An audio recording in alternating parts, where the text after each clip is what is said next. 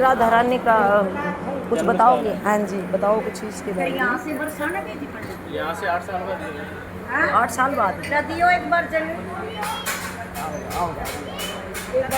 प्रसाद दे दो पंडित जी। इनका थोड़ा महत्व बताना पंडित जी। प्रसाद देना। ये कह रहे हैं कि बरसाने में रानी का जन्म स्थल रावल गांव है। इसी रावल गांव में राधा रानी का प्रागट्य यमुना से कमल के फूल से प्रागट्य हुआ है। हाँ जी, हाँ जी। पहले यमुना यहीं पास में बहती थी, समय के हिसाब से यमुना जी पीछे हो गई है। तो यहीं जो कमल जो तैरता हुआ जो कमल आया तो वहीं आके यमुना किनारा यहीं आके वो कमल खिला है। तो यहीं वो विष्णु बाबा को राधा रानी कमल के फूल से मिली है।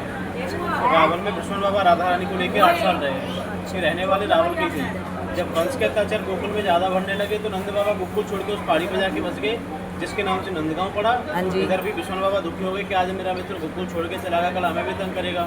मेरी लाली को कुछ कर दिया तो वो भी राधा रानी को कंस के भय के कारण उस पहाड़ी पे जाके बस गई, जिसके नाम से बरसाना पड़ा। यहाँ 8 साल रही है। मालूम से वो होती इसलिए राधा रानी को लाडली बोलते हैं। बरसाने चलेगी, वहाँ उनका पालन पोषण हुआ तो राधा रानी भी वहाँ किशोरी खोल ली थी, जो अखियाना खोल ली। कृष्ण जी यहीं मिलने आए थे। नहीं, जब इधर क्या है जो लीला जो हुई है, जो बृषभान बाबा थे रावल गांव में ही रहते थे, उनको कोई संतान नहीं थी। हाँ बे रहो तो उनका नित्य नियम था कि भोर के टाइम पे यमुना नहाना, यमुना मैया की आराधना करना कि मुझे कोई संतान दो, मुझे कोई पुत्री दो। उन्होंने 12 वर्ष यमुना मैया की आराधना की है। जब आराधना करते करते 12 वर्ष पूर्ण होने को आए विष्णु बाबा को, तो एक दिन जाके विलाप करने लगे यमुना किनारे कि मेरे को आज 12 वर्ष पूर्ण होने को आए, अभी तक आपने मेरी नहीं सुनी, मेरे को कोई संतान या पुत्री। बंसी पकड़िए। जब रोते रोते कमल का पुष्प दिखाई दिया है। कमल के पुष्प को देख के विष्णु बाबा डर गए, भयभीत हो गए कि है तो कमल, इसमें इतना अलौकिक तेज क्यों निकल रहा है। हजारों सूरज कमल के अंदर डाल दिए गए हो। कमल चमकता हुआ तैरता हुआ यमुना किनारे वो यहाँ के टकराया। जब टकराने के बाद जब कमल टकराया है, जब तक सूर्य उदय होते उसमें किरण पड़ी है, पूरा कमल गिर गया है। जब खिलने के बाद देखा विष्णु बाबा ने, उसमें छोटी सी नेत्र बंद कर दिया, जो हमारी लाली राधा रानी थी।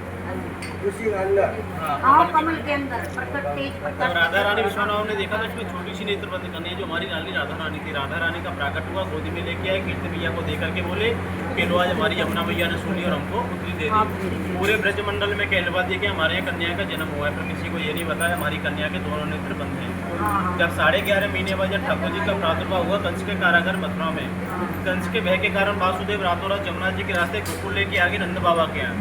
जो नंद बाबा जो बृषभान बाबा दोनों मित्र थे, तो गोकुल से निमंत्रण आया कि आज हमारी लाला का जन्म मौसम है, आप भी आइए।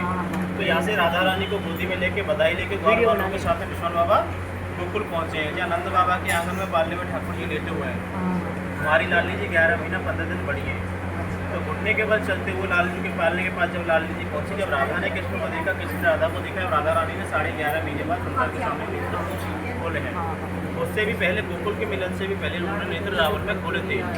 जब बृषभान बाबा को चिंता सताने लगी कि मेरे को 12 वर्ष में तो संतान प्राप्ति हुई और उसके भी नेत्र नहीं खुले हैं, तो चिंता हरने के लिए नारद जी रावण पधारे हैं।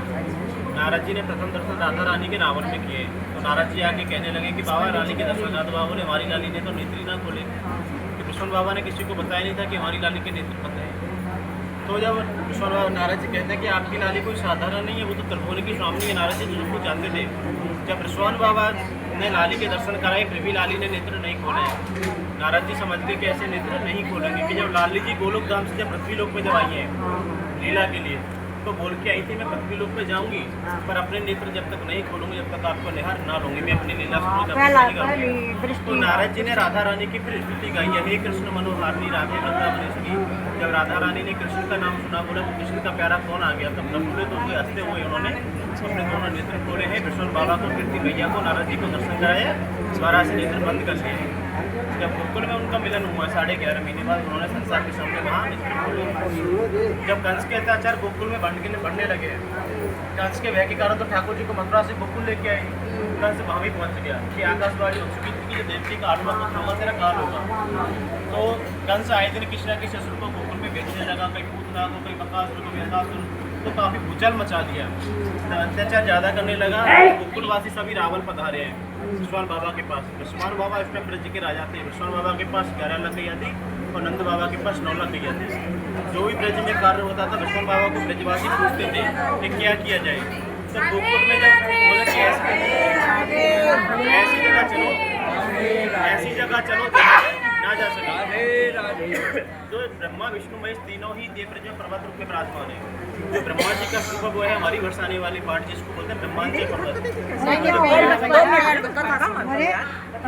और जो भोले बाबा का स्वरूप वो है हमारी नंदगांव वाली पहाड़ी नंदेश्वर पहाड़। और जो हमारे विष्णु जी का स्वरूप है हमारे गिरिराज जी जो 7 वर्ष की अवस्था में ठाकुर जी ने इंद्र का मान भंग करने के लिए उठाए हैं। तो इन पहाड़ियों को जो बरसाने वाली नंदगांव वाली पहाड़ी जो है उनको वरदान का ब्रह्मा जी का कि वो ईश्वर प्रवृत्ति का जो भी पहाड़ों पाएगा पत्थर का हो जाएगा। जिस भय के कारण न कंसुमा जाता था ना किसी को बेचता था।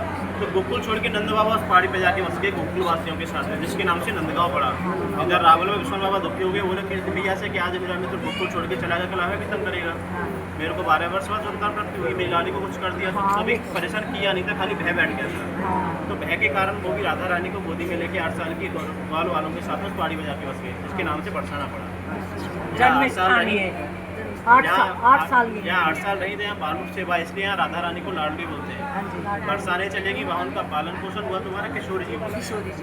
जो सामने आप दोनों जो गोल सरकार के जो दर्शन कर रहे हो ये कोई साधारण नहीं है जैसे बाजार से लाके यहाँ स्थापित करा दी गई। ये भी वही स्थान से जहाँ से राधा रानी विष्णु बाबा को कमल के फूल से प्रकट मिली थी वहीं से दोनों युगल ऊपर वाले युगल सरकार प्रकट हुए हैं। नीचे वाले महाराज जी की सेवा है जिनको लेके उन्होंने तपस्या की है। जो हमारे परमानंद व्यास जी शंकर राजस्थान से हमारे पूर्वज थे उन्होंने जो छोटी वाली युगल सरकार जो नीचे विराजमान है नीचे लेकर तपस्या की है। जब लाली जी उनकी तपस्या से प्रसन्न होने के बाद उन्हें दृष्टांत देती है कि मेरा स्वरूप यमुना किनारे करीब के वृक्ष के नीचे विराजमान है जब मुझे निकालो जहाँ मैं विष्णु बाबा को कमल के फूल से मिली थी। तो उन्होंने बोला लाली जी मैं कहाँ देखूँ या तो यमुना का किनारा है घनघोर जंगल है ब्रजवासियों गैया चढ़ती रहती करील ही करील है। तो लाली जी ने बोला है कि मैं उस करील के नीचे विराजमान हूँ जहाँ एक श्यामा गैया आएगी और अपने चारों स्थल से दूध की धार देगी और परिक्रमा करके चली जाएगी। क्योंकि नृत्य चढ़ने के लिए यमुना किनारे ब्रजवासियों की गैया आती है जिसमें एक श्यामा गैया थी जिसको मालूम था यहाँ मेरे लाली लाल दोनों विराजमान है। वो वहाँ आती और अभिषेक करके परिक्रमा करके चली जाती। प्रभु जी ने कभी ध्यान नहीं दिया बोलो साधारण शायद सभी की गैया आती शायद ऐसे ही करती होगी। जब गैया आती रही जाती है जब लाली जी ने उनको एक दिन दृष्टांत दिया है कि एक श्यामा गैया आएगी तो उनको ख्याल आ गया क्या है श्यामा गैया आती तो है। जब दूसरे दिन वो श्यामा गैया के अभिषेक करके परिक्रमा करके वो चली गई जाने के बाद उन्होंने उस वृक्ष के नीचे खुदाई करी है करील के वृक्ष के नीचे। तो वृक्ष में आप कहाँ से हो? डेले का अचार खाते ना हम लोग डेले डेले पंजाबी में डेले का बोलते हैं केर भी बोलते हैं केर बोलते हैं ब्रज में टीट बोलते हैं करील ब्रज में करील और टैटी बोलते हैं।